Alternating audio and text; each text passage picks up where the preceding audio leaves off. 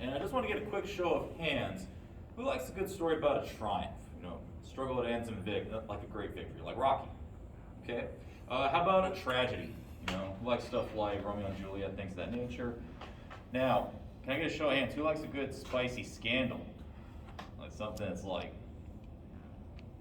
well, you're still helping me prove my point that in its entire history, amongst all of the great science, scientific discoveries, as well as the very great loss of human life, various accidents and such, the most interesting story that came out of NASA is the tale of Lisa Nowak.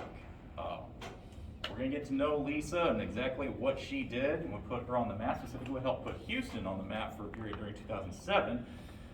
I remember watching it on the news, and it was the big deal for a time. Kind of helped to create a moment of levity for the country. If y'all don't remember, that was during the war in Iraq.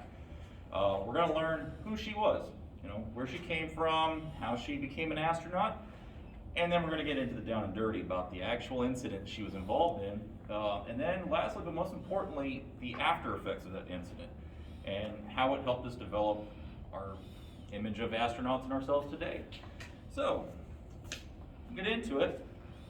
Most of what I learned about Lisa Nowak came from a book written by Kimberly C. Moore called Star-Crossed, the story of astronaut Lisa Nowak.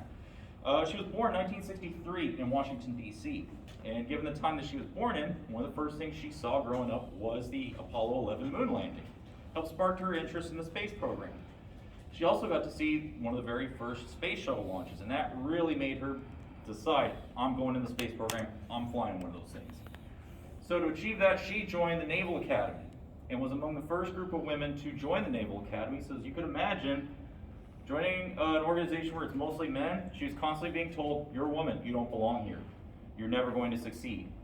And yet she graduated and joined the flight program in Pensacola, and even went as far in her military career to help develop the FA-18 fighter jet, which you all probably know today. She applied to NASA in 1995, got accepted into the astronaut program, which is very competitive, and eventually got to fly the space shuttle.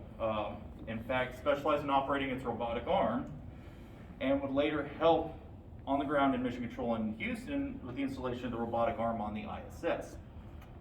Now, she would experience tragedy just like the rest of us back in 2003 when the space shuttle Columbia burned up on re-entry over Texas.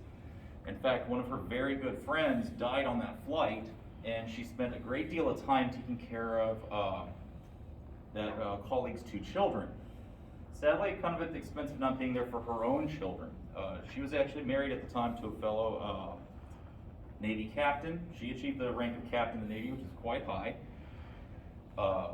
Which leads us into the scandal. In 2004, a year after the Columbia disaster, she met a fellow astronaut by the name of Captain O'Fallon, who was also in the Navy and also a captain. They fell in love and began a sordid affair. Both of them were married.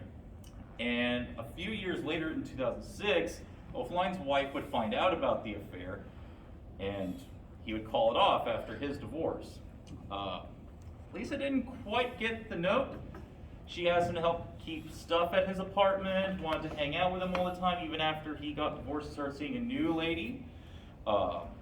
She will come into play. But Lisa Nowak's marriage, unfortunately, would fall apart by 2007. And it would be in February 4th of 2007 that after reading emails in her old boyfriend's apartment, she would drive from Houston, Texas to Orlando, Florida to intercept his girlfriend's flight. As she's getting off the plane, she jumped her in the parking lot with pepper spray and a disguise and tried to kidnap her.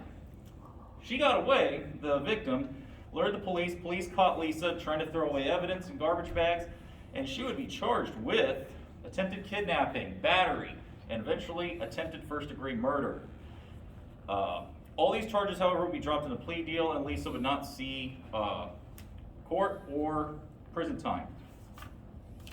It would end with her getting booted out of the Navy, though, and as well as the astronaut program. She would be dropped from captain to commander, but she would be able to thrive in the career.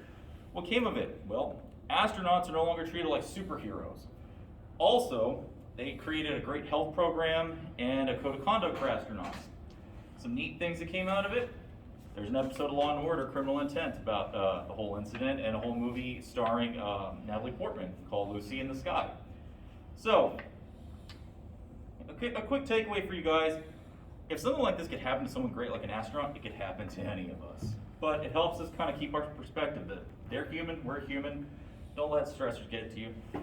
So, we learned who Lisa was, we learned what she did, and we learned what came of it.